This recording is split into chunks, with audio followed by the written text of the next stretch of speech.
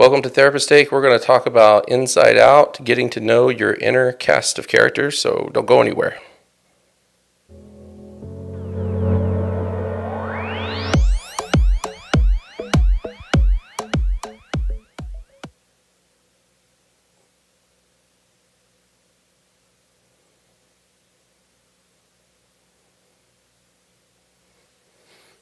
Hi, Carrie. Hi, Josh. How are you today? I'm good. How are you? Pretty good. I am. I'm kind of out of frame there. Here we go. I'll lean this way a little bit so Okay. I stay in frame. Okay. But I am working the iPad today because You are. Xander is out today. You were out last week, and Xander's out this week. But you know me, I don't want to go 2 weeks in a row and not do this. So I'm like, I'll work the iPad. Yeah. So people listening, this might be a little choppy at times because if there's one thing you know about me is what? Struggling With multitasking, right? I cannot do it. Like, I cannot sit in front of a TV like my wife can and fold clothes. Oh, yeah, And I will hold told me on to the that. same piece of clothes the whole episode. I'll be like, Oh my gosh. and I'm like, I haven't folded one. I just can't do it. I find it so interesting with that people who have distractibility can't do multitasks. Right. You know, it just seems like kind of paradoxical or something, right? Yeah, I know. You It always seems- have a million things going, but you can't fold and watch television. I can't. You know, I mean, I know. I It can't. just seems so weird. You know how my office is set up, right? And where I have my desk and my computer, then I have like my office is a little bigger, and I have the therapy space, right? Mm-hmm. So sometimes like a client will like want me to schedule them or print something out or something, so I have to move over into that space and I have to go on my computer, search things up, and then but there's awkward silence, right? So they'll start talking to me and my hands just stop. And I'm like, and I'll be like, I'm so sorry, like I really can't multitask, like and then I have to like take a minute to like, okay, what was I typing doing? in? Like, and as I get older and probably busier, Yeah. I imagine has to do some, Yeah.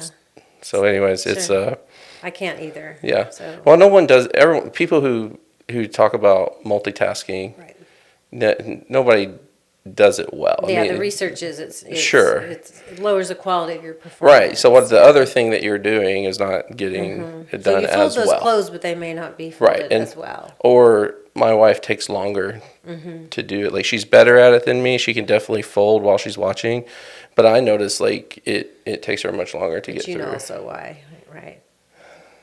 Why? As I What? revealed to you, I like folding laundry. Oh because yeah, right. It's I get to watch what I want to yeah. watch on the television. very EMDR like, right? Like the using But it's a left- sneak away. No Oh, one's yeah, gonna bug me. yeah, because that- no one. If they come in there, they got to fold laundry. I was getting all therapist on. Yeah, you're right. Yeah. Nobody will bother you. No.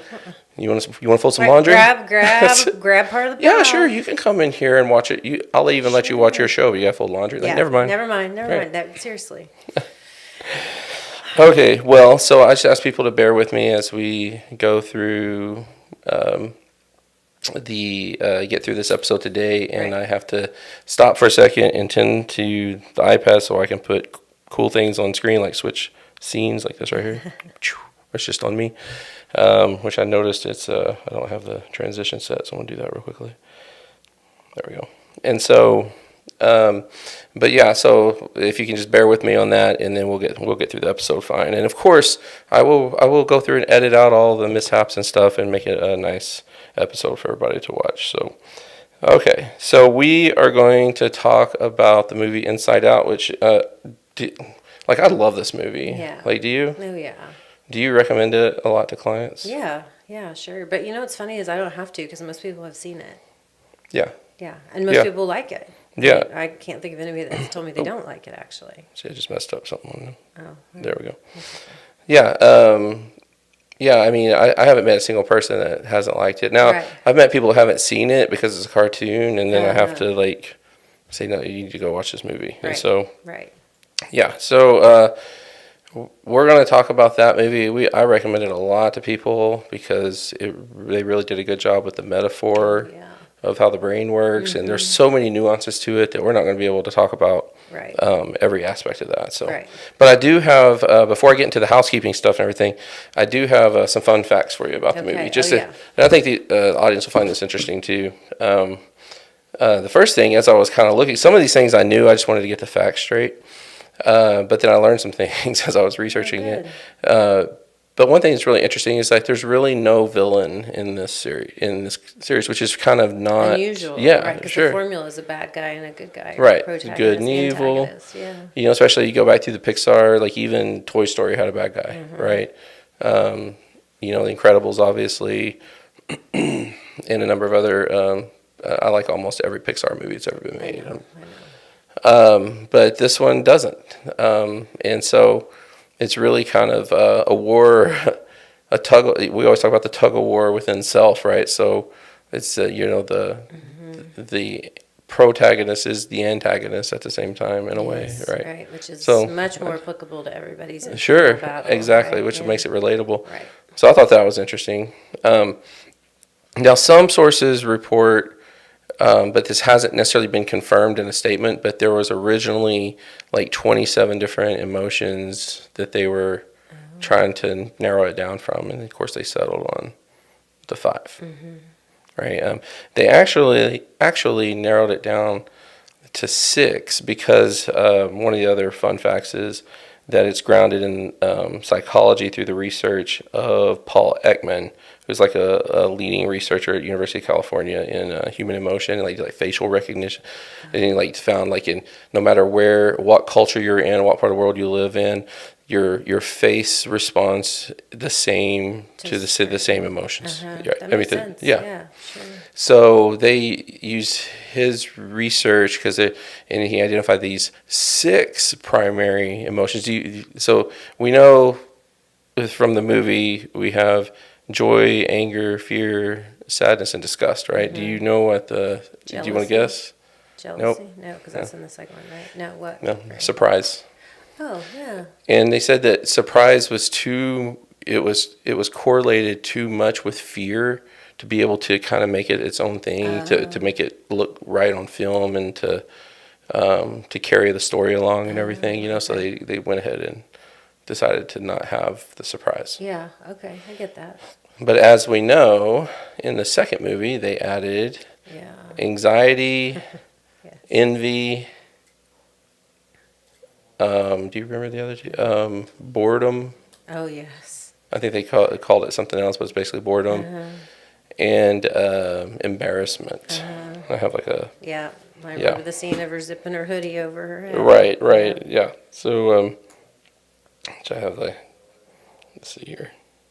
That's what I'm talking about. I'm trying to get, but as people can see on their screens, there's the different characters are kind of playing through right now. So, okay, so that was the different characters.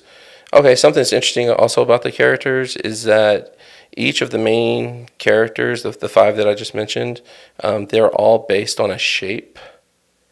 So like joy is a starburst or a star, you know. Sadness is a teardrop. Anger is a brick of fire. Fear is raw nerve. I don't know how that's a shape, but I guess raw nerves are shaped like spaghetti. I don't know. He's kind of spaghetti-like. He is, but they'll fray. Yeah, sure. Yeah. And then disgust is broccoli. Broccoli shape. These aren't shapes. These aren't things I typically think of as shapes. I was thinking squares. Right. Well, I get like triangle, brick, teardrop, and star. Yeah. But then I'm like, yeah. Now we're stretching a little bit. Now we're thinking we're thinking objects, not just shapes. Right. Right. Yeah. Yeah. Okay. So, and then the last one here. Let's see. I kind of went out of order. The director Peter Docter. I think that's the funniest name. That is a funny name. Peter Docter. What if he was a doctor? Dr. Peter Docter. What is Doctor? Yeah, he's Dr. Doctor.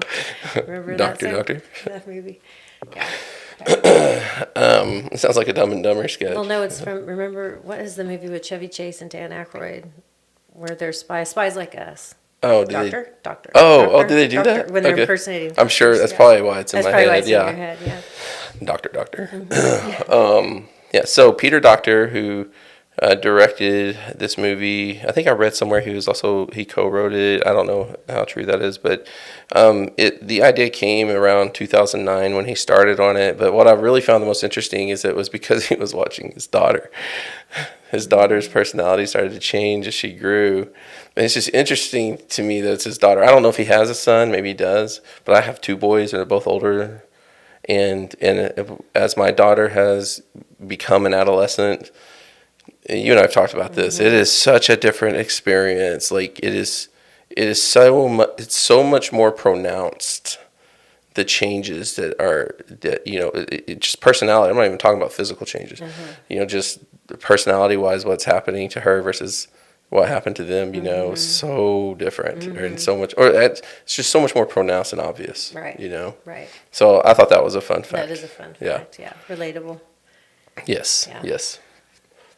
And but how old's your daughter now? 9. 9. Okay. So if it's not happening, Not yet. it's getting ready to. She keeps saying it when she's sassy to me. This is her line. Mom, I'm getting close to being a sassy teenager. Like it's an excuse That's for funny. her popping off. Yeah. That's funny. That's why I keep saying not yet. Okay, well, let me just kind of cover with everybody just kind of do some housekeeping things real quickly as normal. We just ask everybody that if you have not subscribed to our channel already, go ahead and hit that subscribe button if you're watching this on YouTube. And if you're not watching it on YouTube, please head over there and subscribe to our channel and ring that bell so you can be notified when more of our videos are posted. Also, we will as I mentioned, I'll edit this and re-upload it. Excuse me. I'll re-upload it to the audio podcast platforms, so Spotify and all the others. Please check out the show notes because we're going to talk about some things specific to why we chose this particular topic that's therapy related. And so we will definitely be adding some links in there for you to that you can follow and have some resources available to you. Mm-hmm. So before we dive right into it, let me get into the episode breakdown. So we're going to start out by talking about, as I just mentioned, like the therapy element, which is a type of therapy called IFS therapy. We're going to talk about that and something that we refer to as parts language. Then we're going to talk about what it means to get to know your parts, and then move right into who's in the driver's seat. And if you've ever watched the movie Inside Out, you know exactly what I'm talking about there. And then we're just going to talk about some practical uses, mm-hmm. How to utilize it in your everyday life. And there's obviously some therapy options as well. So that, boom, got my iPad right. Good job. That is what we're going to do. Good job. Thank you. I feel like I'm doing pretty good with this thing. I think you are. You see this? Everybody, I got to work this thing. I'm going to give you praise. Yeah. A lot of different buttons on here. Yes. And I keep leaning out of the camera when I have it on both of us, so I'll try to stay. Got to lean towards this way, you. Josh. Right. Okay. So let's start with the first one. Let's talk about IFS therapy. Okay. We say IFS too very quickly, right? But it stands for, you mentioned, internal family systems, right? Not the best therapy name for a tree. I don't know though. At least it makes sense. Yeah, it does, but it's just like it's very technical. It is. Well, it's very theoretical. It's named after theories and blah blah blah. I would love to visit Richard Schwartz, who was the founder of this. Mm-hmm. I would love to visit with him because this is just a presumption. I presume that he may not have realized it was going to turn into what it did, and so he's approaching it like a researcher, and he's like, these are internal family systems. Well, he does talk about how when he started it, he just was using it on his clients. Right. That's how it came about. Yeah. So, and he is a trained marriage and family therapist like you and I. Right. And so the idea of systems, meaning the way that things are connected and interrelated, is a base, right, for everything that we do as far as any type of treatment model that we use. Right. And so the idea of internal family systems means that there's a kind of an interpersonal web, right, a connection that everybody has, right? And so that's what that refers to as internal, right? So interpersonal within the individual, and that there's a system or a network. Right. That's kind of, I guess, a good way to make this somewhat explain it. Yeah, and just to be clear with everybody too, like there are therapists that are trained in this, and there's a certification to be an IFS trained therapist. Yeah, and so I'll make sure to put links in the description and the show notes. Yes. Like if you are searching for an IFS therapist in your area, I am not. I have done it. I love as a patient, and I discovered it in grad school. Yeah, we learned. We were kind of, I think, lucky. We were trained in it. I mean, as one of introduced our models. To it, right? Yeah. And it just really resonated with me, and it's really been cool to watch it evolve over the last 20 years, and what Richard Schwartz has done with this model. But it is, like how you and I would use it would be different, right? In therapy versus how a trained IFS person would use it. I think there is some differences. Yeah, I think that the training is growing, right? And but it's not. There's not a lot of clinicians that are IFS. Right, but we have one here. We do. We used to have two. Right. Yeah, right. And right. Well, that were trained, the certification. Yeah, trained IFS, not certified. There's a difference, of course, between trained and certified, and blah blah blah. Right. But he's getting certified. He's getting certified, right? Yeah. And I'm hoping that those trainings and certification courses will continue to expand and be more available. Right.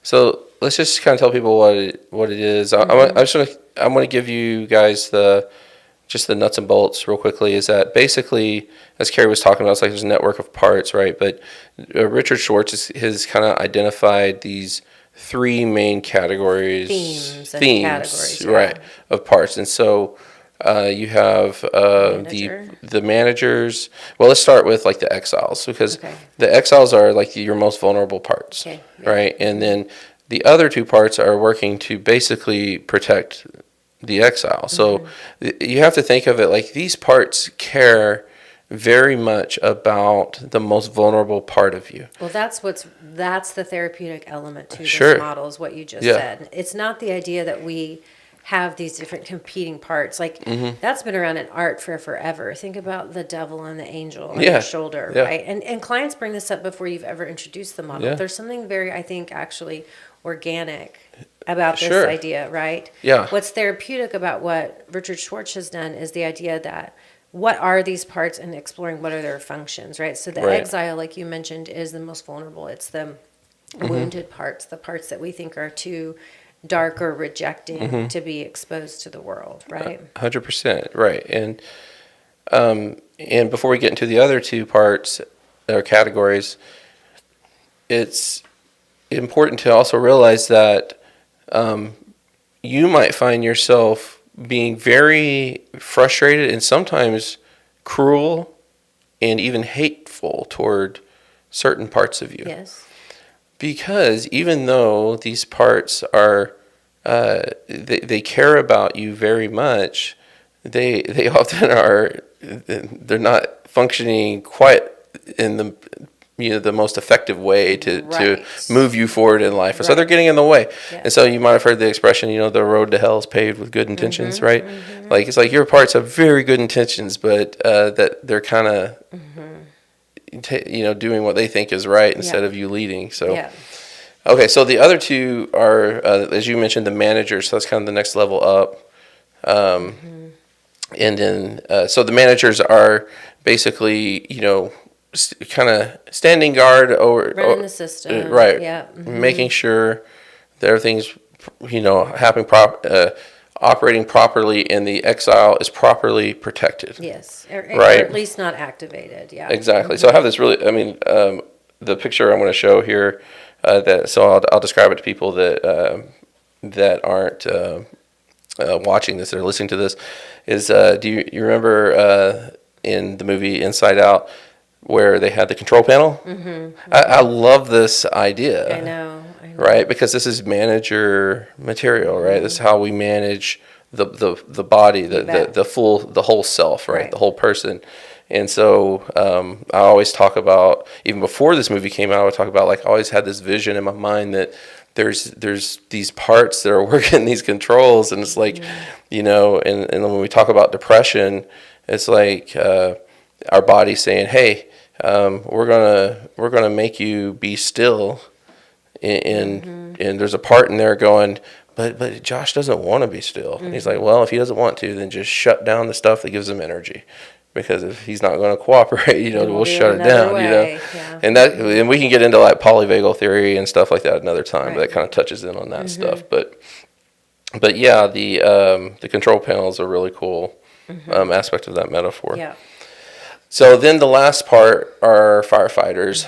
I'll be honest with you, and Dr. Schwartz, if you're watching this, no offense, I'm not crazy about they just don't seem to match. Yeah, exiles. So I'm thinking like Napoleon, exiled, Elba, so I'm like, you were exiled. Like, it's a word that, it's not a common word used to describe. Exile, isn't? Yeah, like we Yeah, don't. yeah, no, that's my least favorite word of the Right. three categories. But then it's like managers. Okay, now it's like, now I'm Totally. thinking business. Yeah, but And that's then it's how like yeah. firefighters. Now I'm like public service. I'm like, it's just. Oh no, see, I don't think that at all. I think first responder. Well, yeah, I mean, But that's the first. That's why that's it not fits. business. No. It just doesn't all. None of the three seem to match to me. Oh, well, I don't know. But I like firefighters. I think first response. I think, alarm off. 'Cause that's how you see it. Yeah. Right? That's what's Sure. happening to your neurobiology Right. often, right? Yes. Yeah. So the firefighters are the ones that are. I refer to the firefighters like everybody has a internal samurai that's going to jump in the way and protect you at all costs. Yep. They often will also perceive danger to be present in way, even danger that really is present. They might perceive it to be more dangerous than what it is, but sometimes they perceive threats to be dangerous when they're not. That's right. And that's the whole point of doing this work, That's right? That's right. So that's kind of IFS in a nutshell. And just to illustrate for people like what that might look like if you go into an IFS therapist office, like they're probably going to have you close your eyes, focus on some breathing, Yep. and they're going to start doing some guided imagery with you, or like kind of walking you inside your mind so you can start meeting these parts. And like I said, those are just three categories. Right. There are endless amounts. Yeah, you can have obviously more than parts. 3 parts. Right. And I would venture to say that everybody has Different a aspects. lot right? more than 3. Yeah. Yeah.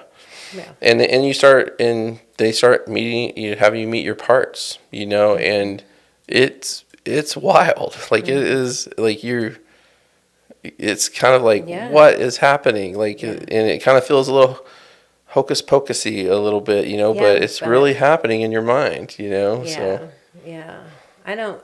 It may sound that way, but I think anybody who's ever sat with it, it actually feels. Oh It yeah. feels very like reasonable, Yeah. right?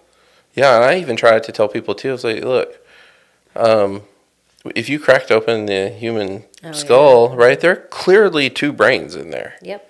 right? You have clearly a left brain and a right brain, as we would call them, and then you have the corpus callosum, which attaches both of them so they can do what? They can talk to each other, right? And then Dan Siegel talks about the upstairs brain and the downstairs brain. And if you get into like neuroscience and stuff, you got localization Yep. that's Yep. happening, where different functions are happen in different parts of the brain, so it's localized, right? And so people often don't stop to think that, like, most people can identify with the idea of like talking to themselves. Have you ever caught yourself just talking to yourself? And most people are like, yeah, of course. But what people often don't think about is that you're not always talking to the same part. Right. Right. And then they start feeling a little schizophrenic or DID a little bit, and that's actually, I think, one of Schwartz's original theories about dissociative identity disorder, which used to be called split personality disorder, is that all these parts that we have disassociate so much from each other that they kind of stop communicating with each other, and they develop basically their own separate identity. Right. Right. which is kind of fascinating. It actually makes a lot of sense It to makes me. a lot of sense. But I think, I just realized, Josh, we left out the most important part of all, I know what you're going to say. Go ahead. the self. Yeah. The capital S, as Yeah. we call it, self, right? Right. So, So talk about that, like the objective of Yeah. IFS. What the objective of IFS, right? Yeah. The objective of IFS is to help people actually operate in self, right? So, self is where Schwartz will sometimes kind of condense this, but self is the place where the C's live, meaning the letter C, where you're calm, where you're communicative, where you are cooperative, where you're compassionate. That's self, right? And when we're in self, we aren't dissociated from the moment or our bodies.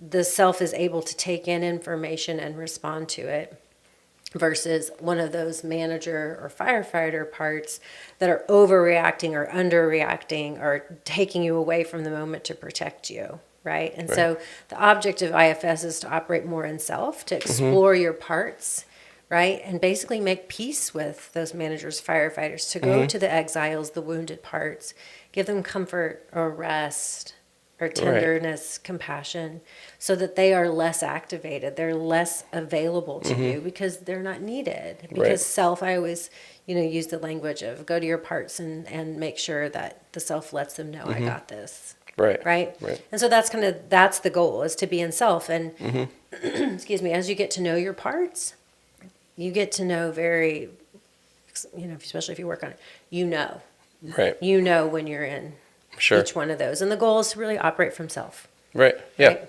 100%. And we're kind of getting into the next one, which is getting to know your parts. And when we're talking about the self, like one way that I have come to understand it too is like you want the self is kind of going in to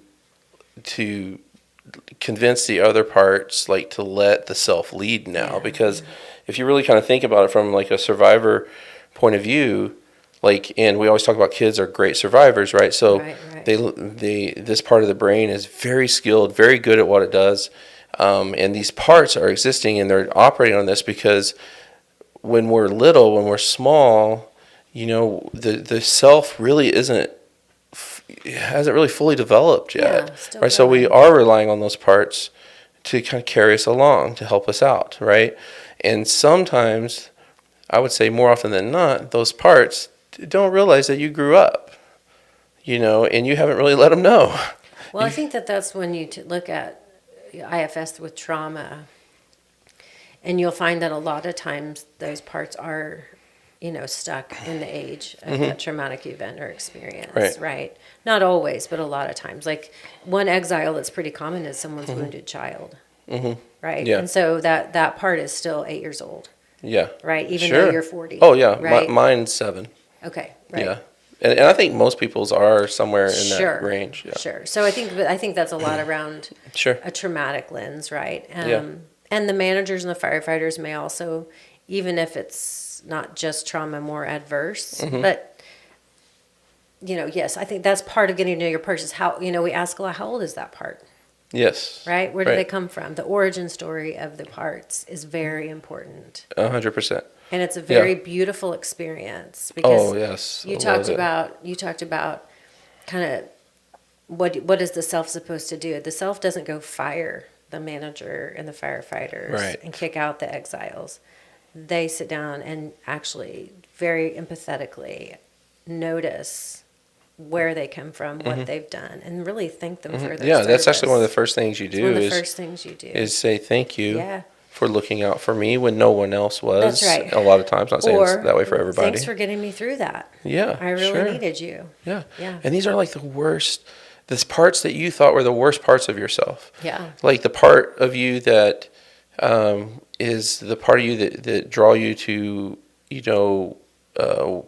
be sexually compulsive, or the part of you that is not a control freak, but like a perfectionist. Like just these things that we really kind of beat ourselves up about. Yes. These parts probably likely are very.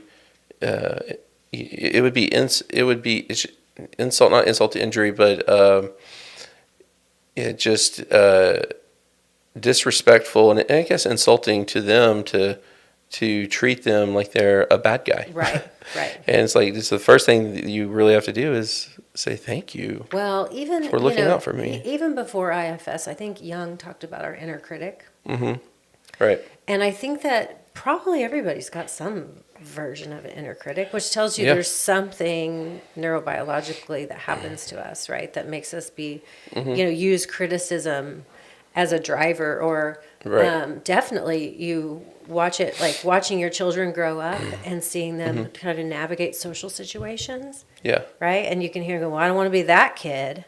Right. I don't want to be that Right. one. You can Yeah. hear the inner critic is starting Oh, in there, yeah. like, oh yeah. Starts early, for sure. And so I think that even before this is something that we've all known, right? Is that there's a voice inside of us, and a lot of times it's right. Yeah. You know, like sometimes if I tell my kids something, they don't listen, but if a peer says it, Yeah. oh boy, the same message, they take it in. Because that message, which may sound hard, has an adaptive quality.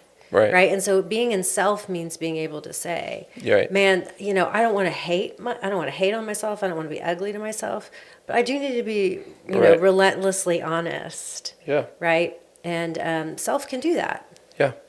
Yeah. And so, like, as you said, like, their first thing is like, thank you for being, thank you for then noticing what they've done. But then, as you said, like, no one's getting fired, right? But kind of job reassignment, Yeah, it's like, retirement hey, is what like, I thank you. often Yeah. use, Like, instead of, the samurai jumping in to fight your battles, it's like, hey, like, what if you were like more like a 5-star general to me now? Like, you were the voice in my ear. Like, you're the part that I rely on the most to give me really good intel, but I'm not going to just react anymore, right? We're not doing that Right. anymore. We're not in war, Right.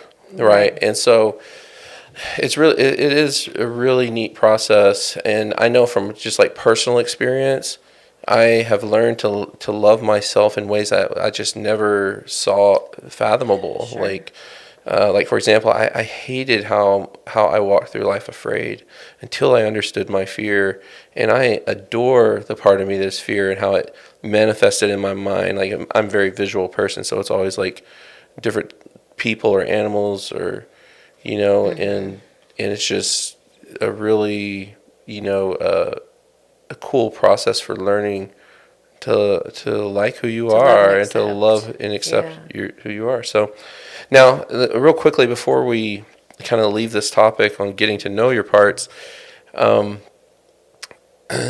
way like how you and I might do it. So I might blend IFS a little bit with when we're doing EMDR because I already have people in that space, in that we know where they're breathing, their eyes are closed because I don't usually I don't usually have them move their eyes. I usually use the tappers because it hurts my elbow too much to do this all day, But and so sometimes I will kind of do a little blend if they're kind of going there, but most of the time I'm just using parts language. Yes, sure. Right, and I'm very big into storytelling. If people haven't noticed, we're talking about Inside Out today, and so like a part of you feels this. Can we talk about that part, or how does that part feel? Or what is that part about, or can we explore that? Or sometimes you'll see it happen right there in session. Yes, very Someone much. is like, they're in tears, and then all of a sudden something shifts in their body. Yeah, and I'm like, ooh, what just happened there, right? Like how do you kind of use it? Yeah, I think parts language. I think it's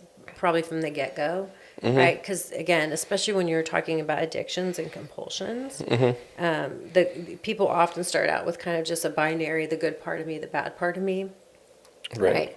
And so from there, that's already the language that we start to use, right? Of getting to know that and kind of exploring it, and then usually I try to take it using the IFS model. That's not just a split of good and bad, right? But a little bit more. But yeah, you'll see it. I think the getting to know your parts bleeds in obviously to the next part, to the next sections we want to speak about. But getting to know your parts means getting to know how they feel in your body too. Right. Oh yeah. Because my manager is a click of the head space. Like it's like the windshield wiper wipes and it's manager time, right? And you'll see firefighter also happen for people in the office, right? You'll see them getting angry and defensive, right? Their posture changes, the tone of voice changes, their eyes change, right? I mean, we're watching people all the time, so we notice, right? Yeah. And we also notice when people are in self, when they're emerging out of operating, in a different part. Like we start to Right. notice it, right? Yeah. And as clients Yeah. get to know their body, I'll be like, check in with that part of your body that kind Yeah. of tells you where you're at, right? Yeah. And so getting to know your parts helps us know kind of the next section about who's in the driver's seat, right? Yeah. Yeah. And there's a whole cast of characters in there. And like, so Right. if when you think about like you're watching Inside Out, these are just 5, and then they introduced 4 more in the next one, and who knows? I'm assuming there's going to be a third one. They're probably going to introduce some more parts, And now theirs are mainly focused on emotion, Right, right. and I think that's probably the best that they could do to really capture how parts work. But parts aren't just emotional Emotion, parts. right. There are some, like I said, I have a fear part. But I also have a part that's just a snake in my mind. And there's a reason for that, right? Because you think a snake, right? Because that's how it's like kind of, devious or Yeah. a part that you just wouldn't like, Problematic, problem. yeah. And it turns out in my mind, at least how I identified it and worked through it, like that snake is my internal badass. And it's not just about the emotion, it's That's- about the functioning. That's Karate Kid influencing you. Yeah. Yeah. Someday I might spend some time talking about like the evolution of that part of me, and how when my therapist and I were working through it, and how when I first met the snake, and then how he has kind of evolved over time.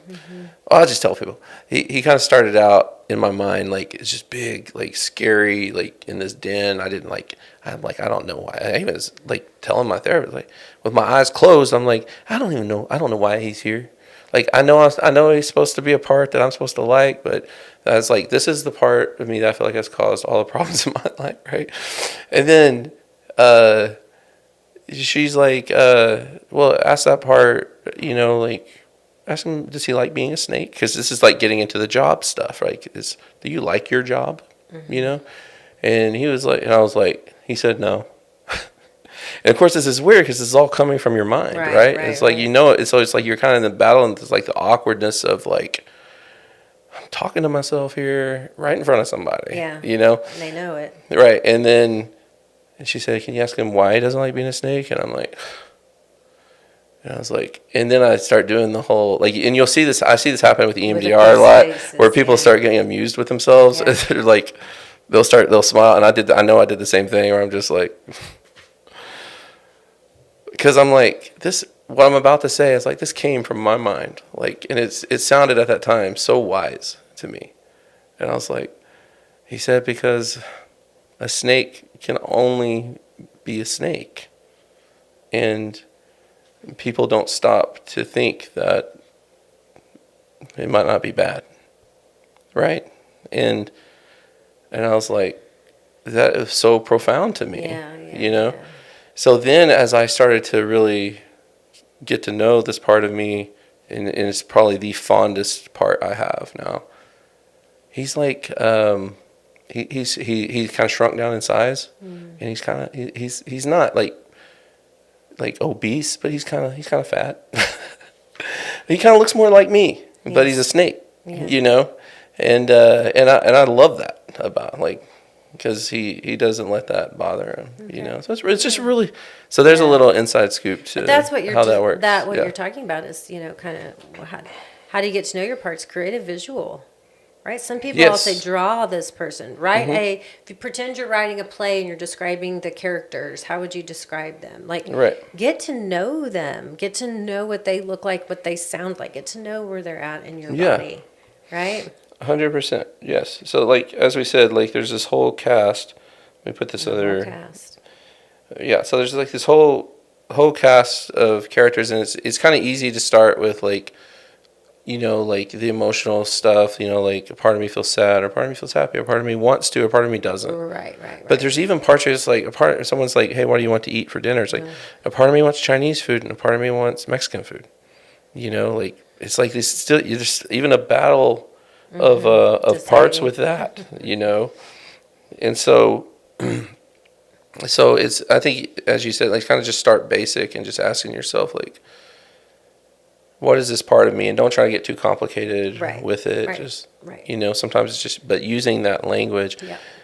And I don't want to get too much into, let's talk about the driver's seat first before we dive into how to use it, right? Because that's the last one. Yeah, right. But I guess this question really is kind of an aspect of the very last question, which is proper uses.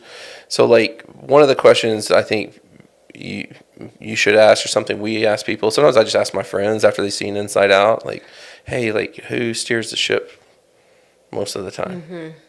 Right, for you, like, which one is most likely to steer the ship? Yeah. So as we see, like, in Inside Out, kind of the point is as when this child is born, like, there's just joy. There's just joy. And joy's in charge. And then sadness comes along. It's just joy and sadness, right? And joy doesn't really know why sadness is there. Yeah. But she tolerates sadness. It's like, she's here, so I got to deal with her. And then comes fear, and then comes anger, and then comes disgust, right? And what's interesting to me about the movie is that not everybody, the other four, they all share one thing in common, is they don't quite know why sadness is there. Yeah. And that's kind of what that's the language, or the kind of theme throughout the, right. That's what the movie kind of becomes about, is them understanding, it does kind of get into, like, Joy starting to learn to relinquish control, and that she doesn't have to be in the driver's seat all the time. Right. And the one in charge, right. Yeah. And that there's some in that, so she is doing that with the other parts as well, which is kind of funny when she kind of Joy gets lost for a while, and it's just fear, sadness, disgust, and anger that's kind of taken over. It's just I love anger. It's just a mess, right? And so then it kind of flashes out to Riley, who's the little girl that all this happened inside of, and you're seeing how this conflict of parts is manifesting inside of her, and it's perfect. It's like, that's exactly what it would be like. It is. It's they did it right. Yeah. So I think, so asking yourself, like, and you can start with those 5 characters. You can throw in the surprise, maybe. You can throw in anxiety, embarrassment, boredom, and envy if you want. But which part tends to be in charge? Right. Who's driving? Yeah, who's driving the ship? And as you can see, like, from also in the movie, like, when it pans into mom and dad's minds. Yes. Like, in mom's world, I mean, in her mind, all her parts are grown with her now. And sadness is steering her ship, or at least in that scene, sadness is in charge. And in dad's mind, anger is in charge, right? But so that might sound like, oh, well, mom, sadness is in charge, so she must be depressed, or dad's in charge, so he must just be angry. No, it's like these are how I think they represent the healthy, well adapted, not maladaptive parts. Sure. And what it would look like. Well, I think the idea is that if you have the self-awareness, right, that those are within, and they are all included in your operating system.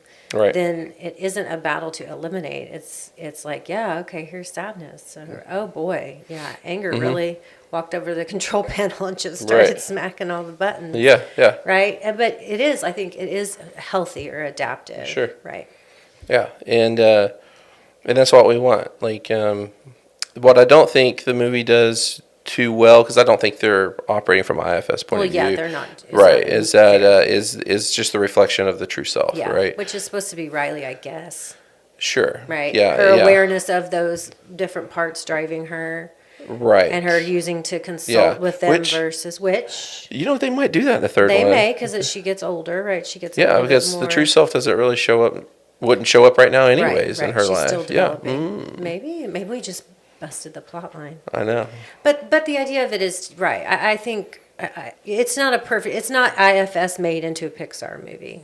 But what we did, the reason this felt very like it went together for us was because the idea that we're all internally complex systems, Right. right? Yeah. And we all have patterns of behavior, patterns of thinking, and even emotional patterns. And asking where do they come from, how do they manifest, and what's driving me? Right. I mean, that is such an important question, and it's not a 15-minute. This is a lifelong, right? Because even when you resolve, right, your exile feels safe, right, and your manager and firefighters, can kind of put down their whatever tools they use to protect you. You're going to have to be aware of this system. It's still in you, Right. right? Yeah. Like of you course. talked about, like your snake could decide to become, not so great. Right, and how do Sure. you manage that? Yeah. How do you stay aware of that? And Right. know that stressors, trauma is going to, definitely bring Yeah. on, right? So we say not so great. You're talking about like just maladaptive, right? Maladaptive, right? No longer working in balance, right? Right. Yes, agreed. And the parts can be in conflict. They can. You know. And the point, yeah. Yeah, and to kind of illustrate parts too, like when clients will bring up like the angel and the devil on their shoulder. Yes, And I was yes. like, I kind of love it when they do that because we often kind of think of it. Well, I need to listen to the angel, not the devil. Like that's the Clear, solution. right. But sometimes I'm like, sometimes you just need to tell them both to shut the heck up. Yeah. So that the grown up can think. Well, yeah, because if you Or think the about self, where the have true we self. seen those mostly? Right. It's in cartoons when we were kids. Yeah. We get to expand on them, right? Yeah. Because the idealized good is not also attainable. Sure. Right, we're- And the devil isn't the bad part of you. Right. It's It may be it's the a one that's it's trying a to protect maybe you. a darker part. maybe. A more devious part that Right. the part that where you might get in trouble more or whatever, yeah, but it's yeah. not necessarily, it's a part. It can't be perceived like from a religious point of view. You can't perceive it as Satan himself existing inside of you, and that's what's happening. Right. Like it's got you if to hate any part of you is to hate yourself. Well, I think that's and that's also, let's just make this disclaimer real quick, Josh. We're also not talking about people, right? And we're not trying to say that this is something that you can use to go from being a antisocial, violent human being, and we have compassion for that part. Right. That's not what we're talking about here, right? We're talking about this from more of a global perspective of the way that people's internal systems can work, right? Right, exactly. And I wouldn't go as far to say that there isn't evil in this world, personally, from my personal point of view. Like, I will say that I think that it's a lot, like, I don't think I see evil in my office. I just don't think evil shows up in the therapy room. I just don't. Not very often. Sometimes it might, but most of the people I'm working with, and we're diving in, and they're diving into this part of them that feels bad. It turns out it's just another part that was trying to protect them. Yeah, a lot of the times. Yeah, but I just want to make sure that we've made that clear that we're also aware of that and that happens. And when a part manifests itself in a way like where you're hurting other people, that is an extremely maladaptive part. When you get down to like the brass tacks of that part and you start chipping away at it, this part has just taken extreme measures to protect how they perceive they need to protect this person or this exile. And so even people that, like, for example, in domestic violence that have been the victimizer in a domestic violence situation, if they have the wherewithal to go get help and the therapist help them kind of tackle this part of them, and they start peeling away the layers, they're just going to find another part that's trying to protect them and went to some of the worst ways of doing it. Yeah. And so that does not mean that person's off the hook for the behaviors and the hurt that they've caused. Right. And I think a good therapist will hold them to task for that. That's, I think, one of the main reasons. I also think that, to just be fair globally, like, unfortunately, we don't get to do a lot of that work. Sure. Right? There's some Yeah. of that work that's done in some prison mental health systems, Right, but yeah. the research and the data, I would say, is not exactly Yeah. accessible and perfectly executed. So it is hard a little bit, right? We're talking Yeah. a little bit about theory here too. Sure. Absolutely. Just real quickly, let's just dive into the practical applications, Yeah. how to make it work for you. Um, you know, going and seeing an IFS therapist, that's like the gold standard. Sure. You know, that'd be really cool. And or you know, seeing a therapist that uses parts language to help you kind of navigate through it. But I would say, like, you know, outside of those two contexts, I think kind of going back to what we said earlier of just really paying attention to this idea that there's start using the parts language of like a part of me feels this, a part of me feels that. But when you do it, really spend some time thinking about which part is it, you know, and start seeing if you can. I'd start identifying your cast of characters. Yeah, I think so too. I think that I have clients that will start talking about this, and if you're one of these wonderful, beautiful people that journals regularly, you'll start reading back, and you're like, oh, I can see that I was in this space then, right? This part was here, this part was activated, etc. This part, Yes, these parts yeah. were battling. You can even see it, and you know, some of your, if you're a, you know, one of those beautiful people that Yeah. regularly journals, right? So it's about building that Right. awareness, but we're building the awareness in a mindset of all of this is like, this is an exploratory experience, and all is welcome, all musings, all observations, Yes. right? Yeah. Like, ooh, that part's bad, but dang, that was effective. Yeah. Sure. Yeah. Right? Right. Ooh, Yeah. yeah.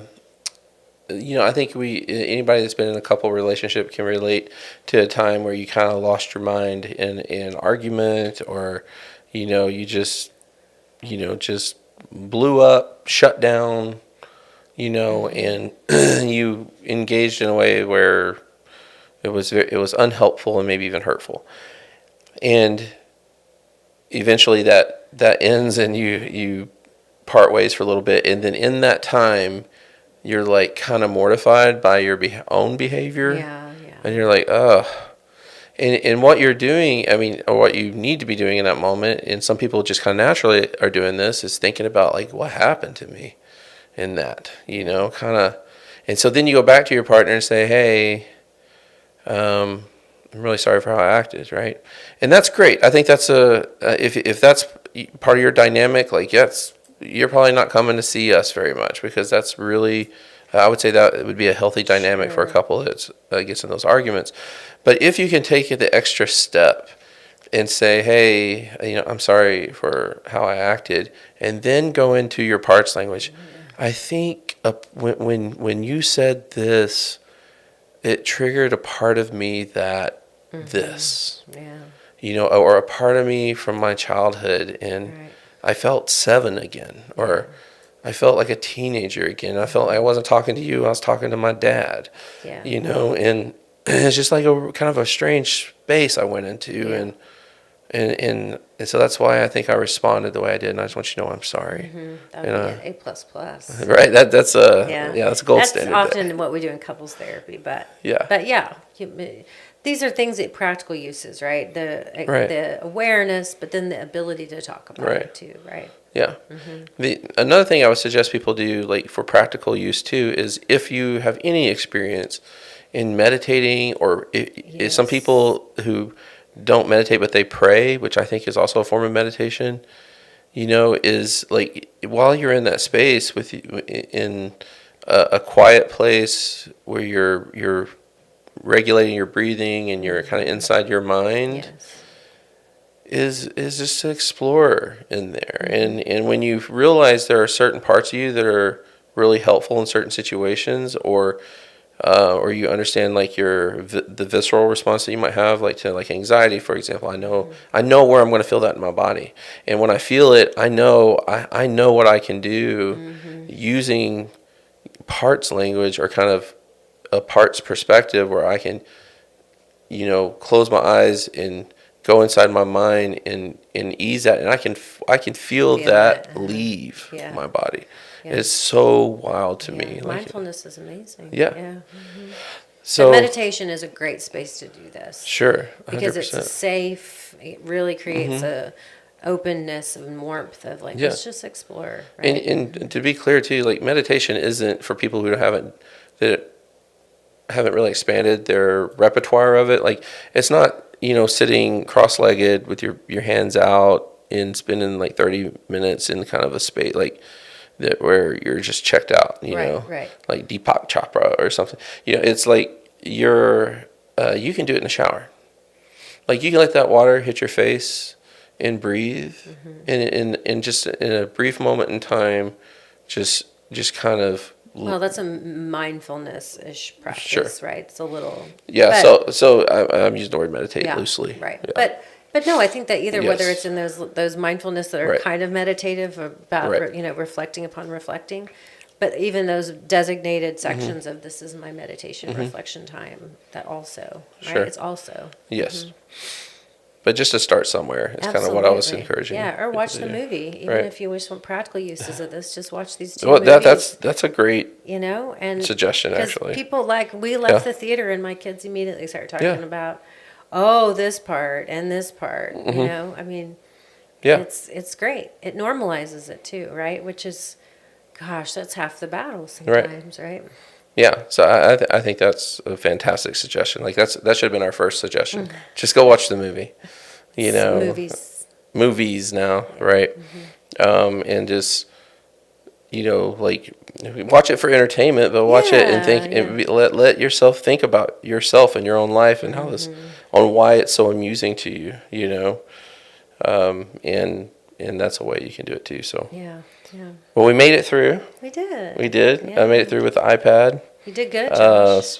Switching the cameras around. On, and that's I what felt it like is. I thought it was the best I've ever done with it. We used to do it this way, I remember, know. years yeah. ago. Yeah, And then we roped somebody into I know. doing this part for us. So, but always appreciate you, Carrie, taking the time to do this. Appreciate you, Josh. And I appreciate everybody that has supported our channel, supported the podcast. Please don't forget to subscribe to our channel. And when you make your way over to the audio platform, go ahead and give us that 5-star review so that we can please the algorithms and maybe we can get this material out to more people. Yeah. Of course, if you want the gold standard of viewer, then you will share it with people. You'll say, you need to watch this. Watch this. You need to listen to these people. That sounds really narcissistic. That sounds very narcissistic. Yeah. Yeah, you didn't have to say that. I was the one that said it, Oh, and then you're okay. like validating it. I That did does sound validate it. I did. I emphasized and validated. Josh, I don't be think. narcissistic. Okay. Okay. All right. Well, thanks again for everybody for being here.